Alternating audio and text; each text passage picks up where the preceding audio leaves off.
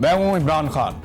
अपना पसंदीदा शो देखने के लिए हमारा YouTube चैनल सब्सक्राइब करें और बर वक्त मालूमात के हुसूल के लिए बेल आइकन प्रेस करें।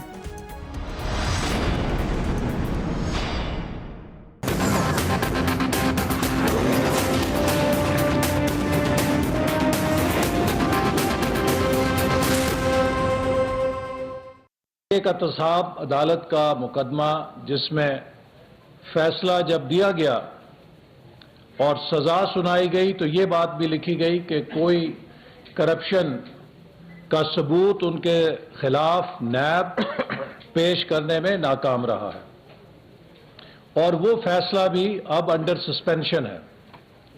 तो यूं लगता है कि उस सुकम को दूर करने के लिए जिस फैसले में सजा दी गई वहां करप्शन का लफ्ज तो इस्तेमाल किया गया, लेकिन उस जजमेंट में शुरू से लेके आखिर तक कोई एक लफ्ज इस बारे में मौजूद नहीं कि किस नौयत की करप्शन की गई। हम ये सिलेक्टेड प्राइम मिनिस्टर साहब से बार बार एक चीज कहते हैं कि आप अगर अकाउंटेबिलिटी में सच्चे हैं, आप चाहते हैं कि पाकिस्तान से करप्शन का खात्मा हो और आप मदीना की रियासत की मिसाल कायम करना चाहते हैं, तो सबसे पहले अपने लोगों पर भी हाथ डालना शुरू करें। एक तो वो लोग हैं जिन्होंने खुद एडमिट किया है, पीटीआई के लीडर्स, कि हमारी ऑफशोर कंपनीज हैं या हमारी जायदादें हैं बाहर।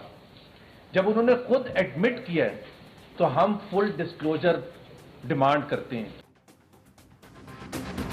नवाज शरीफ साहब की गिरफ्तारी के बाद ये वो बातें हैं जो PMLN ने की थी। अब आप सुनिए कि इसके जवाब में फिर हुकूमत की जानिब से फवाद चौधरी साहब ने क्या कहा।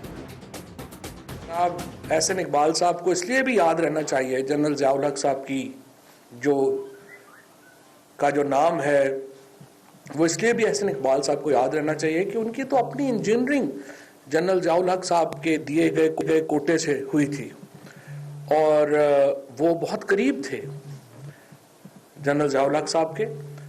और मियाँ शरीफ साहब, अल्लाह उनको जन्नत नसीब करे, मियाँ नवाज शरीफ साहब, मियाँ शहबाज शरीफ साहब, ये तो जनरल ज़ियाउल हक पहले कभी काउंसलर भी मुंतखब नहीं हुए थे। नवाज शरीफ और जरदारी दोनों को अगर आप देखें, इनका तरीका वारदात बिल्कुल एक था। हुदैबिया को ले लें, अजीजिया को ले लें, हिल मेटल को ले लें, पाकलेन को ले लें, ये जो सारी कंपनियां बनाई गई थी मुल्क के बाहर, ये क्या था? ये कोई काम नहीं करती थी, ये कोई कंपनियां थी ही नहीं, ये नॉन एग्जिस्टेंट थी। बिस्मिल्लाहिर्रहमानिर्रहीम, अस्सलाम वालेकुम नाज़रीन, आप तकरार प्रोग्राम देख रहे हैं। कायद-ए-आज़म मोहम्मद अली जिन्ना का आज यौम पैदाइश है। पूरी कौम को उसके लिए मुबारकबाद। बेशक कायद-ए-आज़म मोहम्मद अली जिन्ना की लीडरशिप की वजह से आज हम यहाँ पे आज़ादी के साथ सुख का सांस ले रहे हैं इस मुल्क में, और जैसा कायद-ए-आज़म चाहते थे, अल्लाह करे कि ये पाकिस्तान वैसा बन जाए। एक लीडर और एक कौम, ये हमारा ख्वाब है, वो पूरा होना चाहिए। क्रिसमस की खुशियाँ जो कम्युनिटी है, क्रिश्चियन कम्युनिटी, उन सबको बहुत मुबारक आज के दिन के हवाले से ख़ास तौर पे। अब नून लीग ने आज जो प्रेस कॉन्फ्रेंस की है, उसकी जो काबिल ज़िक्र बात थी वो ये थी कि PMLN ने अदलिया, फौज, एस्टेब्लिशमेंट इदारों को इल्ज़ाम देना तकरीबन बंद कर दिया। अब वो सारा एलिगेशन लगाते हैं इमरान खान साहब पे। हालांकि ये मुकदमात इमरान खान साहब जब अपोजिशन लीडर भी नहीं थे, यानी अपोजिशन में तो थे, अपोजिशन की एक कमजोर पार्टी थे, उस वक्त ये मुकदमात बनना शुरू हुए। उस वक्त मुल्क में नून लीग की हुकूमत थी और नून लीग इल्ज़ाम देती थी इदारों को, एस्टेब्लिशमेंट को, अदलिया को, फौज को, उनको इल्ज़ाम देते थे, खड़ाई मखलूक को, कि वो हमारे साथ ज्यादती कर रहे हैं। उसके बाद निगरान हुकूमत आई, फिर भी उन्हीं को इल्ज़ाम देते थे। अब इमरान खान की हुकूमत आई है तो इदारों को छोड़ के अब इमरान खान को और उनकी हुकूमत को इल्ज़ाम दे रहे हैं। मामला यह है कि क्या इदारों को इल्ज़ाम ना देने की वजह कहीं ये तो नहीं कि PMLN को लगता है कि कोई रास्ता निकल सकता है, अब भी कोई रास्ता बाकी है, कोई उम्मीद बाकी है, कहीं ना कहीं उनको मामला तय हो सकते हैं, क्योंकि शहबाज शरीफ साहब के बारे में शेख रशीद अहमद ने कहा कि उनकी गोटी फिट हो गई है, ऐसा हुआ है। दूसरी जानिब एक और खबर आज, ये इसकी तस्दीक नहीं हुई खबर की, लेकिन रिपोर्टर्स ने खबर दी है और उनका ये क्लेम है कि उनके ज़राए के मुताबिक ये खबर ठीक है कि सिंध गवर्नमेंट में खासी तशवीश पाई जाती है JIT रिपोर्ट में मुराद अली शाह साहब का नाम आने के बाद। अगर उनको गिरफ्तार किया जाता है तो पाकिस्तान पीपल्स पार्टी इसके लिए भी प्लानिंग कर रही है कि फिर किसको वज़ीर आला सिंध बनाया जाएगा, कोई ना कोई दूसरा ऑप्शन अवेल किया जा सकता है। लेकिन जीआईटी रिपोर्ट के बाद अब आसिफ अली जरदारी साहब वहीं खड़े हैं जहां आज से 1-1.5 साल पहले मियां नवाज शरीफ साहब खड़े थे जब जीआईटी रिपोर्ट उनकी आई थी। नवाज शरीफ साहब को अडियाला जेल से लाहौर में कोट लखपत जेल मुंतकिल कर दिया गया और उसी ब्लॉक में जो है वो शहबाज शरीफ साहब भी एक कमरे में कैद हैं। अब शरीफ बरादरान इस वक्त लाहौर की कोट लखपत जेल में है। इमरान खान साहब ने भी एक मरतबा जब जेल काटी थी तो इसी जेल में, इसी बैरक में, इसी जगह पे वो गए थे। मेरे साथ जो मेहमान मौजूद हैं उनसे हम बातचीत करेंगे। जावेद अब्बासी साहब, PMLN से आपका ताल्लुक है, बहुत शुक्रिया आपका। शैला रज़ा साहब हमारे साथ मौजूद हैं, पाकिस्तान पीपल्स पार्टी से वुमेन डेवलपमेंट की वजीर हैं, सूबाई वजीर हैं, बहुत शुक्रिया आपका, पीपल्स पार्टी का मौक़िफ़ आप देंगी। इफ्तिखार दुरानी साहब हैं, मुशीर वज़ीर आज़म पाकिस्तान और मामले ख़ुसूसी हैं वज़ीर आज़म के, और वो मौक़िफ़ देंगे पाकिस्तान तहरीक इंसाफ की हुकूमत का। आपका भी बहुत शुक्रिया ज्वाइन करने के लिए। सबसे पहले जावेद अब्बासी साहब, नवाज शरीफ साहब और शहबाज शरीफ साहब के जेल जाने के बाद अब सूरत हाल ये है कि आपकी पार्टी के अंदर चंद लोगों का एक ग्रुप है, एक कमेटी है जो सारे मामलात को देख रही है। क्या ये जमहूरी अमल है? आपकी पार्टी में कोई ऐसा आदमी नहीं है शरीफ बरादरान के बाद जो अब लीड करे इस पार्टी को और वो ये कहे कि मैं लीडर हूं और मैं मामलात देखूंगा? बिस्मिल्लाहिर्रहमानिर्रहीम, बहुत शुक्रिया आप। देखिए, जब मियां नवाज शरीफ साहब को पार्टी ने सदर बनाया और फिर एक सुप्रीम कोर्ट के आर्डर के जरिए उनको कहा गया कि नहीं वो पार्टी की सदारत नहीं रख सकते, तो उसके बाद जो पार्टी के अंदर एक पार्टी का आइन है उसके मुताबिक इलेक्शन किए गए। मियां शहबाज साहब पार्टी के सदर हैं, आज भी वो पार्टी के सदर हैं। चूंकि शहबाज शरीफ साहब को कुछ एक ऐसे केस में जो है वो नैब ने अपने साथ रख लिया है, नैब की वो इस वक्त कस्टडी में है, तो उस सूरत हाल में पार्टी की बाकी सारी लीडरशिप बाहर है, वो अपना काम कर रही है। कोई ऐसा मामला है नहीं है। मियां शहबाज शरीफ साहब हर यहाँ जब भी आते हैं कोई हफ्ते या 10 दिन के अंदर जब उनका प्रोटेक्शन ऑर्डर होता है वो पार्टी की लीडरशिप से मुलाकात करते हैं। पार्टी को जब चाहे तो उनसे भी मुलाकात की जा सकती है। तो पार्टी के जो अफेयर हैं, जो मामलात हैं, अल्हम्दुलिल्लाह वो बहुत अच्छे तरीके से चल रहे हैं। और अगर डे टू डे अफेयर चलाने के लिए कोई जरूरत पड़े तो उसके लिए भी हमारी सीनियर लीडरशिप मौजूद है, वो फौरी तौर पर फैसला करने का अख्तियार है। ये पाकिस्तान की सबसे बड़ी जमात है, पाकिस्तान मुस्लिम लीग। आपने देखा है इन इलेक्शन में भी और पिछले इलेक्शनों में भी सबसे ज्यादा वोट उन्होंने उठाई है। और मैं आपको ये भी बता दूं और आपको याद दिला दूं कि बहुत सारे लोग यहाँ बैठ के ये बातें किया करते थे। वो कहते थे कि अगर पनामा का फैसला आया तो ये पार्टी बिखर जाएगी। वो कहते थे मियां नवाज शरीफ साहब के ऊपर अगर कन्वेक्शन का फैसला आया तो ये पार्टी बिखर जाएगी। उन्होंने कहा अगर मियां नवाज शरीफ साहब जेल चले गए तो ये पार्टी बिल्कुल खत्म हो जाएगी, यहाँ बड़ी ग्रुप बंदी हो जाएगी। फिर उन्होंने कहा अगर शहबाज शरीफ साहब के खिलाफ फैसला आ गया तो ये सारे फैसले, ये सारे तबसरे, ये सारे ख्वाहिशों के बावजूद भी अल्हम्दुलिल्लाह ये पार्टी आज भी सबसे बड़ी पार्टी है। मियां नवाज शरीफ पूरी तरह मुताबिक आपकी फैसला करने का इख्तियार रखती है जब भी जरूरत पड़े। अब्बासी साहब, आपकी सोच में ये इनकलाब कैसे आया कि अब आपको लगता है कि जिन जिन चीजों के लिए पहले फौज, अदलिया, इदारे जिम्मेदार थे, आपकी क़यादत के खिलाफ जो कार्रवाइयां हुई या जो उनके खिलाफ केसेस बने, अब उन इदारों की बजाय जो है वो इमरान खान साहब हैं? ये इनकलाब कैसे आया सर सोच में? देखिए इमरान साहब, हमने कभी भी अदारों की बात नहीं की है। ये सारे हमारे अदारे हैं, अदारों की तरफ आप निशानदेही करते हैं। उन अदारों के लिए हमारे पर बड़ी इज्जत है। सुप्रीम कोर्ट की जजमेंट आई है, अदालतों की जजमेंट आई है, जजमेंट को डिस्कस करना। अब्बासी साहब, जरा मुझे खुदा के सवाल किया तो जवाब तो लेना। अब्बासी साहब, 6 महीने भी नहीं हुए आपने स्टेटमेंट दिए हुए, अभी कुछ थोड़ा टाइम तो गुजर जाए, हम भूल तो जाए स्टेटमेंट। नहीं, आप तो सुन, तो पूरा सवाल का जवाब सुन तो ले। जी ठीक है। अदालत का अगर कोई फैसला आता है, जिस तरह कल फैसला आया है, उस फैसले में जब आप कभी थोड़ी देर तक शायद बात करेंगे तो मैं बताऊंगा कि उस फैसले में क्या क्या मामला थे, क्या क्या तरीकाकार थे, किस तरह हमारी एविडेंस को अप्रिशिएट नहीं किया गया, या जो बात हम कह रहे थे। इसी तरह अगर सुप्रीम कोर्ट ऑफ पाकिस्तान या किसी अदालत आलिया या अदालत उज़्मा का फैसला आता है, हम उस फैसले के ऊपर डिस्कशन जरूर करते हैं, उस पर हमारी रिजर्वेशन भी जरूर होती है उस जजमेंट के। इसलिए हम डिस्कस करते हैं कि इसलिए हम रिव्यू में जाते हैं या अपील में जाते हैं, तो वही पॉइंट हम जाकर डिस्कस करते हैं। जजेस पे बात की, कभी भी हम ये मामला नहीं किया कि अदारों ने, आपने कहा कि मुनसिफ फरीक बन गए हैं। आपने कहा कि मुनसिफ फरीक बन गए हैं, ये जुमला आपने कहा, आपकी क़यादत ने कहा। सर, मैंने कहा कि जब इस तरह का फैसला आता है तो उस फैसले के ऊपर बाज़ दफा ऐसा तबसरा जरूर आता है, लेकिन अभी जो मौजूदा सूरत हाल है जिसमें हमें ये बात कर रहे हैं कि आज अगर नैब का कोई केस हो तो उनके वजीर सामने आते हैं तो वो जवाब देते हैं, उनके वजीर आते हैं वो कहते हैं कल 7 सजा होगी, उनके आज बीटीआई के वजीर कहते हैं कि फलां फलां को फलां दिन अरेस्ट करना होता है। आज वहां बैठे होते कह रहे थे कि फलां फलां ने भी अदालतों में जाना है। यानी इसको अगर सिंप्लीफाई करें तो आप ये कह रहे हैं कि आप आई और आपके इन हालात के लिए जिम्मेदार ना तो पाकिस्तान की एस्टेब्लिशमेंट है ना पाकिस्तान की अदलिया है, वो बिल्कुल सही चल रहे हैं, बीच में एक आदमी है इमरान खान जो आपको यहां तक पहुंचाने का जिम्मेदार है, आप ये कह रहे हैं।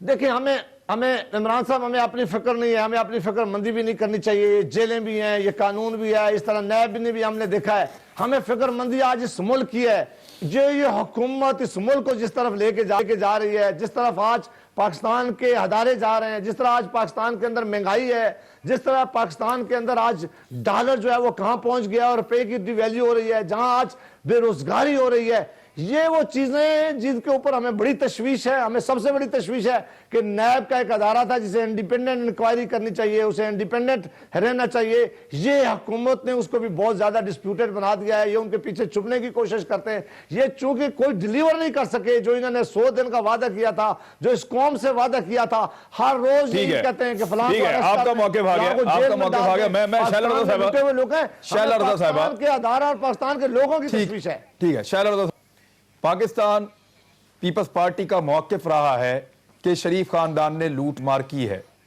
अब जब दोनों भाई गिरफ्तार हो गए हैं तो क्या आपको आज अपने मौक़िफ़ की फतह महसूस हो रही है? इसमें कोई शक नहीं है कि हमारा ये मौक़िफ़ है, लेकिन हम ये भी समझते हैं और है, मैंने कहा नहीं कि रहा है, मैं कह रही हूँ है कि हम पे जिस तरह से करप्शन के चार्जेस डाले गए, इनफैक्ट इनकी तो कभी एहतसाब इस तरह हुआ नहीं। और अभी भी मैं ये समझ रही हूँ कि जिस तरह से केस चला है उसमें फैसले को लोग बड़ा अजीब सा कह रहे हैं, और लेकिन जो सूरत हाल है वो ये नहीं है कि हम ये कह रहे हैं कि इनको गलत हुआ या क्या हुआ। हम ये कह रहे हैं कि सिर्फ ऑपोजिशन ही के लोग आपको क्यों नजर आ रहे हैं। हम तो ये कहना चाह रहे हैं कि बाबर अवान का केस अदालत में 3 महीने से है, कोई पेशी नहीं हुई। खटक और अलीम साहब की 4 माह से कोई पेशी नहीं हुई। अलीमा खान के हर झूठ को सच मान लिया गया, कोई तहकीकात नहीं हुई, पूछा नहीं गया कि इमरान खान तो कहते हैं कि हम लोग गरीब थे तो वालदा का इलाज नहीं हो सका तो इसलिए मैंने शौकत खानम बनाया।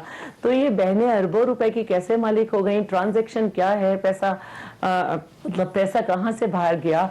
और 1 करोड़ 16 लाख पे 1 करोड़ 16 लाख उन्होंने कर्ज लेके 2 करोड़ 32 लाख में कराची में अच्छी जगह फ्लैट नहीं मिलता, महंगी तरीन जगह पे उन्होंने ले लिया अमेरिका में, और उस फ्लैट के किराया इतनी बरकत हुई उस फ्लैट के किराए में कि ये सब हो गया। आज तक नैब को इसकी भी परवाह नहीं है कि शौकत खानम के डायरेक्टर्स की लिस्ट बताएं कि 5 से 10 लाख तनख्वाह लेने वाले सारे इमरान साहब के खानदान के क्यों हैं। आज तक नैब ये नहीं कह रहा कि जुल्फी बुखारी के वालिद साहब के जो CDA में पेंडिंग केस हैं उन पर बात की जाए, उनके ताया जो पाकिस्तान नहीं आ सकते उस पर बात की जाए। सिर्फ अब मैं वाले तो कह ही नहीं रही कि मालम जब्बा और सब के 275 एकड़ जमीन जो कि प्रोटेक्टिव उसकी थी फॉरेस्ट की, वो लीज ही कैसे हुई? अभी तक इस पे बात हो रही है कि 12 एकड़ पे होटल है या बाकी के जंगलात क्यों कट गए। तो ये हमारा कहने का मतलब है कि केसेस को आप चलाएं और बिल्कुल आप हमारा एहतिसाब करें। हम तो हर दौर में खड़े रहे, अभी तो बहुत कम है। पहले तो आसिफ साहब पे 2 मर्डर केस भी थे, कैपिटल पनिशमेंट भी हो सकती थी उसमें, हम तो खड़े में। लेकिन सिर्फ हम ही नहीं कह रहे, एक जो है मसाइल लोगों को नजर आ रहे हैं। मसलन लोग इस पर बातें कर रहे हैं कि एक ऐसा फैसला आया है जिसमें 10 बार फर्ज किया गया, और कितने बार मुझे जरा देखना पड़ेगा, मैं इतनी ज़हीन नहीं हूँ, 13 मरतबा जो है 10 बार मफरूजा और 13 मरतबा फर्ज किया गया, फैसले में इस्तेमाल हुआ। फिर 1984 का किसी फैसले की लाई गई कि इससे फर्ज किया गया। बेनिफिट ऑफ डाउट जो है वो हमेशा जो है वो मुल्जिम को मिलता है, लेकिन पाकिस्तान के वजीर आजम को कभी बेनिफिट ऑफ डाउट नहीं मिला। भुट्टो साहब जो हैं वो बेनिफिट ऑफ डाउट नहीं ले सके, बाद में उन्हीं जजेस ने जाके बाहर रोया गाया। यूसुफ रजा गिलानी को आपका ये नहीं मिला, फरमाना है कि राजा परवेज जो अशरफ, शरीफ बरादरान की गिरफ्तारी है, मेरा वो मतलब आप है। मौक़िफ़ की बिल्कुल एक फतह हुई है आज, और आज भी आप इस पे कायम हैं कि इन्होंने मुल्क को लूटा है, इनके साथ यही होना चाहिए था, बाकियों के साथ नहीं हो रहा, वो गलत हो रहा है। नहीं, मैं ये नहीं कह रही हूँ कि यही होना चाहिए था। मेरा ये कहना है कि शरीफ बरादरान को जो है अपने आप को पार्लियामेंट में लाना चाहिए था, पार्लियामेंट की सुपरमेसी कायम करनी थी, क्योंकि ये पार्लियामेंटेरियन है। लेकिन उन्होंने कोई TOR कोई चीज एक्सेप्ट नहीं किया, और फिर ये हुआ कि केस भी सही से नहीं चला और मसाइल भी हुए, केस और सही नहीं चला। अजीब तरह एक मिनट, मैं मतलब सलाम साहब आपको थोड़ा सा मैं आपको जरा सुनवाऊं कि आपका इन दोनों भाइयों के बारे में क्या था, अभी भी कह रहे हैं। ताकि जरा सुन लें, अभी भी आप जरा सुन लें, ताकि अभी भी है। लोगों को याद भी आ जाए। अभी भी है। मैं तो फैसले सुन तो क्यों लेना। देख रही हूँ, मैं इसमें नहीं कह रही कि लोग मासूम हैं, मैं फैसले की नौयत को बात कर रही लेकिन हूँ। मैं चाहता हूं कि लोग सुने दोबारा ताकि लोगों को याद रहें चीजें। सुनाई जी। के सरदार को एक धक्का और ना ही हम कोई ऐसा चोरों के साथ डील करने को तैयार हैं। बिलावल भुट्टो जरदारी ने साफ कहा कि ये चोरों का सरदार है, और पानामा लीक तारीख का सबसे बड़ा ये जो है एक इंकशाफात हैं। किसी लस्सी वाले के पास चले जाएं, किसी मज वाले के पास चले जाएं, किसी दुकान वाले के पास चले जाएं, तो आपको कहेगा कि ये गली गली में शोर है, नवाज शरीफ चोर है।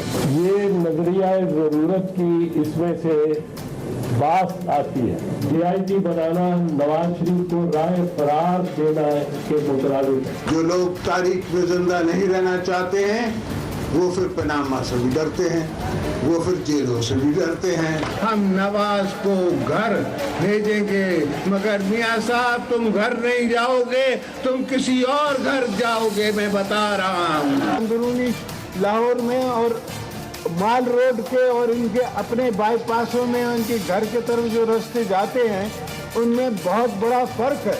उन रास्तों से भी मुझे रुपयों की नोटों की खुशबू आती है कि किसी ने इसमें बड़ी कमीशन कमाई है। हमारा इरादा है कि चाहे कुछ भी हो जाए, आपसे सुलह नहीं हो, आपसे जंग ही रहेगी।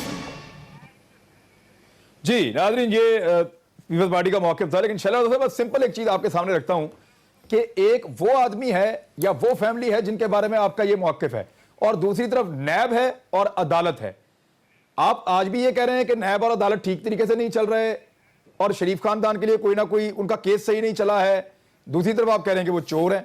अब आप किसकी तरफदारी करेंगे? मैंने बिल्कुल ये नहीं कहा। मैंने ये कहा है कि फैसला जो आया है वो उस पर पूरी दुनिया हैरान है।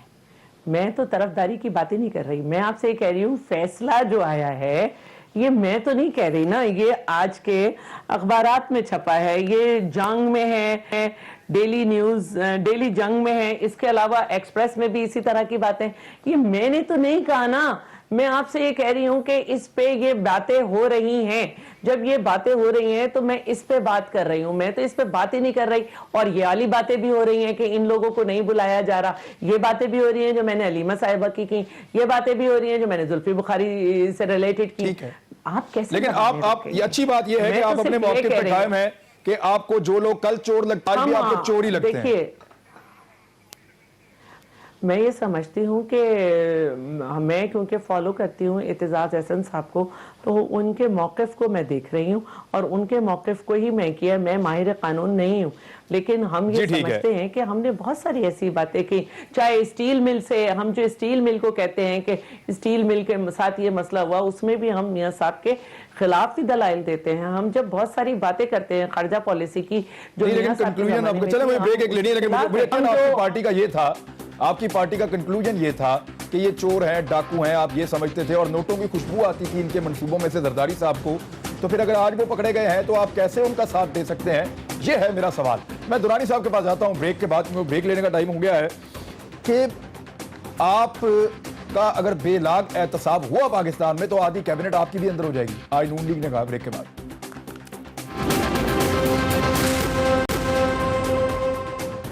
वेलकम बैक नाज़रीन। तवाजुन साहब, आपकी आधी काबीना जेल चली जाएगी अगर यह एहतसाब का शिकंजा घूमता घूमता आपकी तरफ भी आया। अभी शैला रज़ा साहिबा ने बहुत सारे नाम गिनवाए हैं, उनका एहतसाब क्यों नहीं हो रहा? सवाल उठाना तो उनका हक बनता है, जवाब देना चाहिए आपको। बिस्मिल्लाहिर्रहमानिर्रहीम जी, ये एक बड़ा पुराना जो है ना वतीरा है जो कि मुस्लिम लीग नवाज ने ना इस्टेब्लिश किया था जब पैनामा आया था। पैनामा आया था तो उन्होंने सवाल खड़ा कर दिया कि जी इमरान खान ने घर कहाँ से ख़रीदा। एक बंदा जो कि क्रिकेट खेलता रहा सारी ज़िंदगी और वर्ल्ड क्लास क्रिकेटर और ऑलराउंडर था, जो कि एक्नॉलेज्ड है, रिकॉर्ड पे है, और उसके लिए बेनिफिट मैच भी हुआ, जिसने सारी ज़िंदगी हलाल की कमाई पाकिस्तान लेके आया और उससे अपनी ज़मीन उन्होंने ख़रीदी।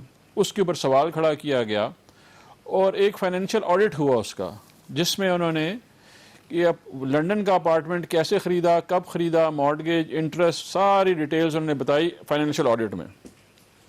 ये एक वतीरा भी पीपल्स पार्टी ने भी देख लिया कि जिसमें वो क्वेश्चन खड़ा करेंगे अलीमा खान का, जो कि पब्लिक ऑफिस होल्डर नहीं थी, तो जवाब देना चाहिए। सुप्रीम कोर्ट में जाके नहीं, मैं उनका स्पोक्स पर्सन नहीं, लेकिन मैं आपको सिर्फ इन्फॉर्मेशन दे देता हूँ कि जब वो गई हैं सुप्रीम कोर्ट के चीफ जस्टिस के पास, ये शैला रज़ा साहिबा को सुप्रीम कोर्ट के चीफ जस्टिस को कहना चाहिए कि आपने इंसाफ नहीं किया हमारे साथ, आपको चाहिए था अलीमा खान को जेल भेजना चाहिए था, क्योंकि उन्होंने बाकायदा मनी ट्रेल जमा कराई, उन्होंने रिकॉर्ड जमा कराया, उन्होंने बताया ज़राए आमदन कहाँ से हैं, कौन से बैंक से लोन लिया, 2007 में प्रॉपर्टी ख़रीदी गई और 2014 में वो बेची गई प्रॉपर्टी, वो कैसे मॉर्टगेज हुई, कहाँ से उन्होंने इनकम ली और कहाँ पे उन्होंने खर्चा। हाँ, गलती उनकी क्या थी?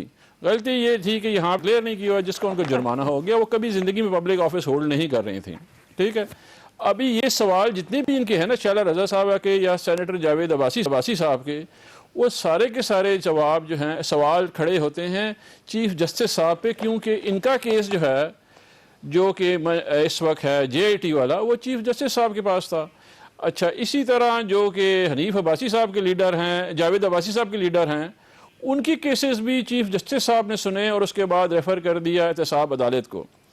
अभी मैं तो कल से कह रहा हूँ, मैं दुआ गो हूँ कि जी शैला रज़ा साहबा की पार्टी जो है वो ये सबूत लेके आ जाए, JIT में जो नहीं दे सके हैं सबूत, और जो आगे ट्रायल होगा उसमें ये सबूत लेके आ जाएं, जो 11,500 फेक अकाउंट, 924 इंडिविजुअल्स को, 59 ट्रांजैक्शंस को, 24,500 कैश ट्रांजैक्शंस को, 11 फेक एंटिटीज़ को, 3 एम्प्लॉयज़ को, जो हुसैन लवाई एक मुर्दा शख्स के नाम पे अकाउंट खोला उन्होंने, फिर समिट बैंक जो कंट्रोल करते रहे हैं, सिंध बैंक से जो उन्होंने लोन लिए हैं, उसके बाद 11,280 एकड़ जो है state land government of Sindh देती है बहरिया को, बहरिया से 10 बिलियन रुपए का किक बैक लेते हैं आइकॉन प्रोजेक्ट में, ग्रेटेस्ट लैंड देते हैं सिंध की बाग कासिम में, जो कि तकरीबन 8,000 स्क्वायर यार्ड है। फिर उसके बाद जनाब जरदारी साहब का, जो कि वो कहते हैं मिस्योर है या फिजियोथेरेपिस्ट है, वो 8.3 बिलियन का किक बैक लेते हैं 147 ट्रांजैक्शन में। मुश्ताक अहमद साहब, ये JIT कह रही है जी, वो हर दफा अयान अली के साथ भी एयरपोर्ट पे होता था, उसके बारे में तो वो तस्वीरें भी दिखाई उन्होंने। जी 88 जी। अच्छा, 362 एकड़ स्टील मिल की लैंड है, जो कि उसके 32 मिलियन जो है फेक अकाउंट में, 414 बिलियन का नुकसान हुआ उसमें। एक 19 गवर्नमेंट कॉन्ट्रैक्टर से 1 अरब 32 करोड़ रुपए का जो है किक बैक लिया गया। उसके बाद ये जो 25-16 सफ़े की जो डॉक्यूमेंट है, जो पढ़ के हम थक गए हैं, इसका जवाब दें जाके। अभी ये हमसे पूछते हैं कि जी उन्होंने को नहीं पकड़ा, इनको नहीं पकड़ा, इसको अच्छा, हो गया। ये जवाब नहीं ठीक है। मेरे सवालों का जवाब मैं दूंगा, मेरी अर्ज सुने इमरान भाई जी।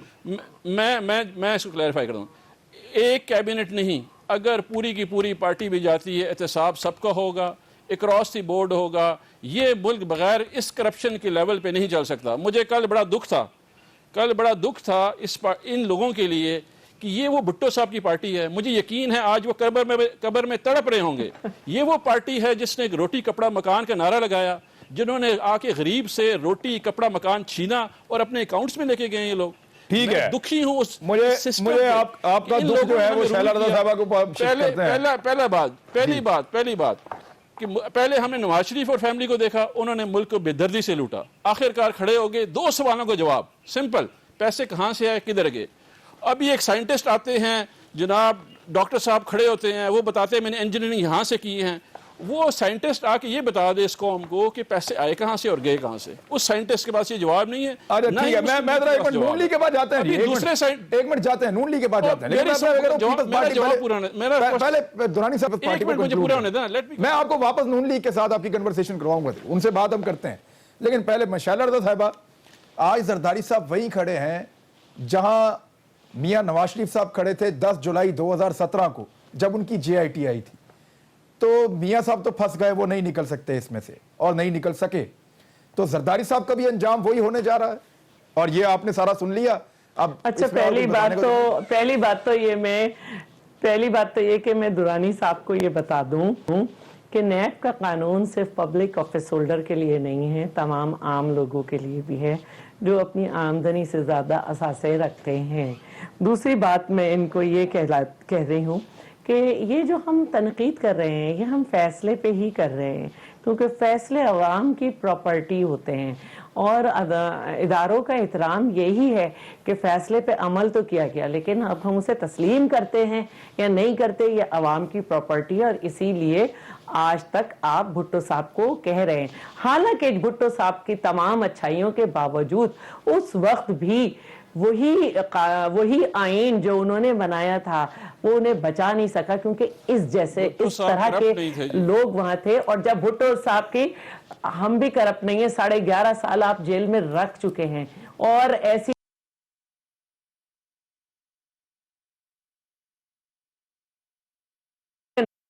ऐसी जल्लात अदलिया थी कि उसमें 2 मर्डर केस भी थे। आज हम उससे बेहतर जगह पे खड़े हुए हैं, उसमें तो हमें कैपिटल पनिशमेंट भी हो सकती थी। नवाज शरीफ साहब तो आज हम बेहतर जगह पे खड़े हुए हैं। आप अपनी JIT के बाद बच जाएंगे, are you sure?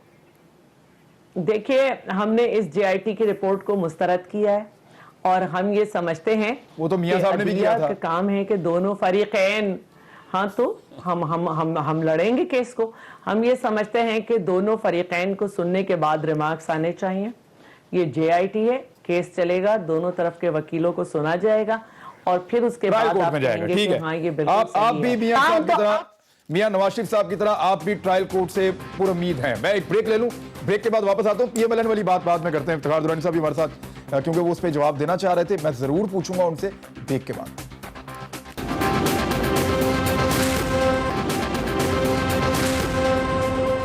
Welcome back नाजरीन। जावेद अब्बासी साहब, नवाज शरीफ साहब एक ईमानदार और हुब्बुल वतन शख्स हैं बकौल PMLN के, और जरदारी साहब ने क्योंकि बहुत करप्शन की है, तो क्या आपके ख्याल में जरदारी साहब को इस JIT के बाद सजा होनी चाहिए?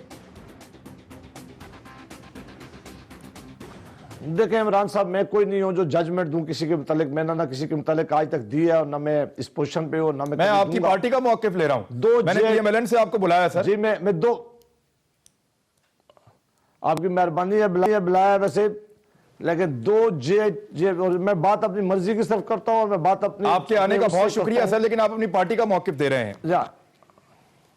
मैं मैं फैसला मैं खुद ही करूंगा। खैर, ये मैं आप पे नहीं छोड़ता कि मैं किसका, लेकिन ये जाहिर है जो मैं बात करता हूँ वो पार्टी का भी मौक़िफ़ करता हूँ, और हमारी पार्टी का भी कभी मौक़िफ़ नहीं रहा कि हम लोगों के बारे में जजमेंट दें कि ये कल सजा हो जाएगी, ये करप्ट है, इसको अदालत ये सजा देगी। जाहिर है अगर हमारे पास कोई किसी चीज़ की एविडेंस आती है तो उसके लिए तरीकाकार ये है कि यहाँ पाकिस्तान में रूल ऑफ लॉ है, कानून है, अदालतों में होना चाहिए, अदालतें जानी चाहिए, उस आदमी को भी पूरा हक देना चाहिए कि फेयर ट्रायल का उसको हक देना चाहिए, अदालत में जाकर वो अपने आप को साबित करें। इस सेट में यहाँ 2 JIT बनाई गई हैं। जब मियां नवाज शरीफ साहब की JIT बनाई गई है तो बड़ा शोर डाला था, कहा था बड़ी करप्शन साबित हो गई है, इतने बड़े बड़े करप्शन के केसेस हैं।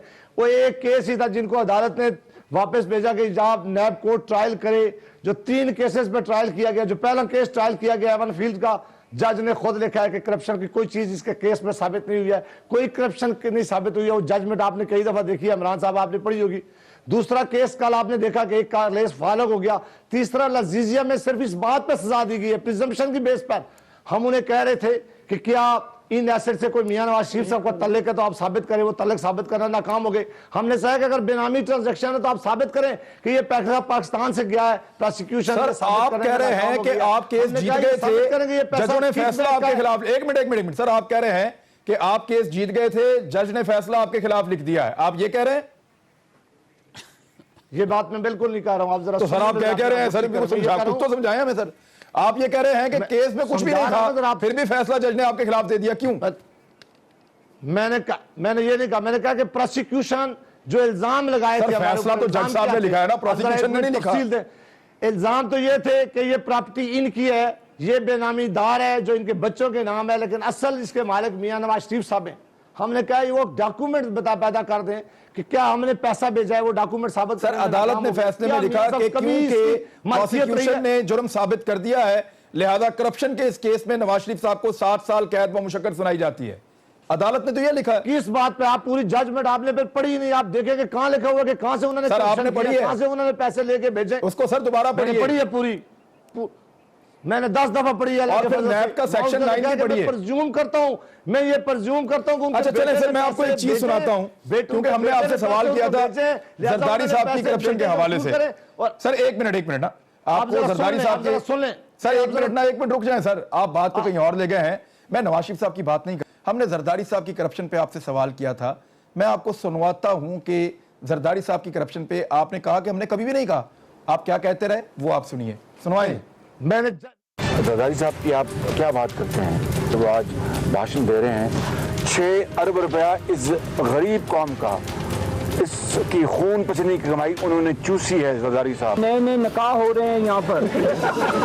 एक ही स्टेज पर पीटीआई भी खड़ी है, डाकुओं की जमात पीपल्स पार्टी भी खड़ी है, और आज मैंने देखा यहाँ पे वो टोपी वाले भी खड़े हैं। मौलवी साहब ने निकाह पढ़ा दिया लेफ्ट और राइट पे। फैलाव आसफ जरदारी का अगर ये आगे सभा सत्यानाश न करते तो पीपल्स पार्टी का मुकाबला कौन करता? इन्होंने आए और सियासी जमात को कुछ और बना दिया, हॉर्स ट्रेडिंग का अड्डा बना दिया। आजकल भी हॉर्स ट्रेडिंग कर रहे हैं, सेनेट के इलेक्शन के लिए मेंबरों को खरीदने की कोशिश करते हैं। हैरत होती है जब और कोई नहीं, खुद आसिफ जरदारी करप्शन के हवाले से गिले शिकवे करते नजर आते हैं। खा खा के इनका पेट ही नहीं भरता। जरदारी साहब कितना खाना है, आपका पेट कैसे भरे? ये जो पेट का दोजख है इसमें कितना कुछ डालना है। ये शुगर मिलें किधर से आएंगे? आपकी शुगर मिलें बच्चे देती हैं, और सिंध के शहरों को खंडा बना दिया। अरबों रुपया खा गए आप, आपके पेट की आग नहीं बुझी। कोई काम सिंध में पैसे के बगैर नहीं होता। ना मुस्लिम लीग नून को जरदारी साहब से मुफाहमत या सुलह की ज़रूरत है, और ना ही मियां नवाज शरीफ साहब को अपनी सियासत के लिए या अपने उस असूली मौक़िफ़ को आगे बढ़ाने के लिए जो उन्होंने इख्तियार किया है, उन्हें किसी सहारे की ज़रूरत है। जी ये मौक़िफ़ था पीएमएलएन का, जिसमें जजमेंटल थे, फैसला सुना रहे थे कि 6 अरब चूस लिया, आप डाकुओं की जमात हैं, आपने कितना खाना है, आपका पेट ही नहीं भरता। ब्रेक के बाद मैं आपसे पूछता हूं सर,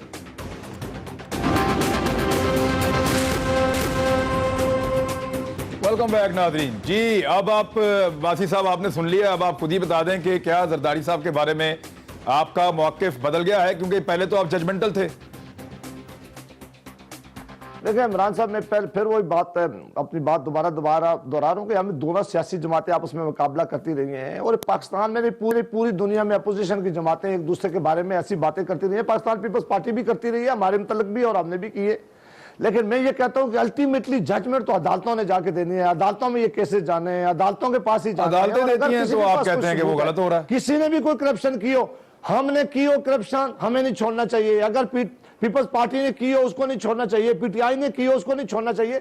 लेकिन हम कहते हैं कि अगर अदालत में अभी केस साबित नहीं होता, अगर अदालत ने अभी एक अदालत ने कोई फैसला दे दिया है, हम सारी दुनिया में करें, अभी अपील है, अभी अपीलों में जाना है, अदालत के अल्टीमेट फैसले तक हमें इंतजार करना चाहिए। उस वक्त तक किसी को अगर इल्जाम है उसके ऊपर तो उसको इल्जाम है, अगर अदालतें कल साबित कर देती हैं। नैब कोर्ट की एक तारीख रही है, इमरान साहब आपसे ज्यादा कौन जानता है, आप एक सीनियर जर्नलिस्ट हैं, कोई दुनिया मुझे बता दें कि नैब की अदालत ने कभी किसी को छोड़ा हो, सुना हो, उसने हमेशा सजा दी है। ये जाकर हाई कोर्ट में या सुप्रीम कोर्ट में ही तो सर बंद कर देना था। 10 साल आपके पास हमारे केसेस जो नैब को बंद कर दे, कोई अच्छा सिस्टम लेकर आते, साबित करेंगे। अगर पीपल्स पार्टी का सबूत ना हुआ, दुरानी साहब नैब किसी को भी नहीं छोड़ता, आपके केसेस भी चल रहे हैं। और एक एलिगेशन और है आप पे, आपसे असल में नहीं हो रहा, आपने सारी कौम को एहतसाब के इन चक्रों में लगाया हुआ, कभी नवाज शरीफ को पकड़ लो, कभी जरदारी साहब को पकड़ लो, कभी कुछ करो, तो आप चक्कर दे रहे हैं, सबको एंगेज किया हुआ है, काम नहीं हो रहा आपसे। पहली बात यह कि मैं बड़ा खुश होता अगर मुझे वो शहबाज शरीफ साहब की स्टेटमेंट आप दिखा देते जिसमें उन्होंने कहा कि जरदारी साहब को उल्टा लटकाऊंगा। वो लोगों को जुबानी याद हो गई है, ये अब नहीं निकाली है आज। घसीटूंगा $60 मिलियन जो है वो निकालूंगा। अच्छा, ये बासी साहब ने कहा ये उनका फैसला है कल का, जो कि मेरा ख्याल है सेक्शन 39 है कंक्लूजन एंड वर्डिक्ट का। वो कहते हैं as such accused number 1 Mian Muhammad Nawaz Sharif held guilty for the offence of corruption and corrupt practices, and accordingly I do hereby convict him under the section 10 of the NAB ordinance। I don't know ये कौन सा फैसला पढ़ रहे थे जो कह रहे थे उन्होंने कहा नहीं है कि करप्ट नहीं है। मुझे बासी साहब के फैसलों का नहीं पता कहाँ से पढ़ के आए, या शायद मुस्लिम लीग नवाज ने खुद ही को बनाए हुए हैं। देखें जी, मेरी बात सुने, मैं जो बात करना चाह रहा हूँ वो एज बहैसियत पाकिस्तानी बात, मैं पाकिस्तानी के बहैसियत पाकिस्तानी बात करना चाह रहा हूँ। मैं हूँ या शाला रज़ा साहिबा हों या सेनेटर जावेद अब्बासी साहब हों, हम सारे पॉलिटिकल वर्कर हैं। ये वक्त आ गया है जहाँ पे पाकिस्तान ने सच बोलना है, हमने सच बोलना है। इस लेवल की जब करप्शन हो गई है, हम लोग आज कायद आज़म का योम विलादत है, इस मुल्क को कायद आज़म ने इसलिए नहीं बनाया था, इसके लिए बहुत बड़ी सोच थी इस मुल्क के लिए। अल्लामा इकबाल साहब ने फरमाया कि अपना पॉलिटिक्स एंड कल्चर क्रिएट करें। ये वो कल्चर है जो हमने क्रिएट किया। हमें जब लोग टीवी पे देखते हैं, यानी कि हम रिप्रेजेंटेटिव है, चोजन रिप्रेजेंटेटिव हैं पाकिस्तान में, ये वो लेवल ऑफ डिस्कोर्स हम कर रहे हैं। मतलब मुझे तो दुख ये होता है। आपने कायद आज़म की आखिर यहाँ पे खत्म की। दुरानी साहब, वक्त प्रोग्राम का खत्म हो गया अनफॉर्चुनेटली, लेकिन कायद आज़म मोहम्मद अली जिन्ना का पाकिस्तान कैसा होना चाहिए वो हम सबको हमारा दिल बताता है कि कैसा होना चाहिए, लेकिन हम उसके लिए क्या कर रहे हैं ये हमें अपने गिरेबान में झांकना चाहिए। कायद आज़म का पाकिस्तान कैसा होना चाहिए, आज उनके यौम पैदाइश पे जरूर सोचिए। अपना ख्याल रखिएगा। अल्लाह हाफिज।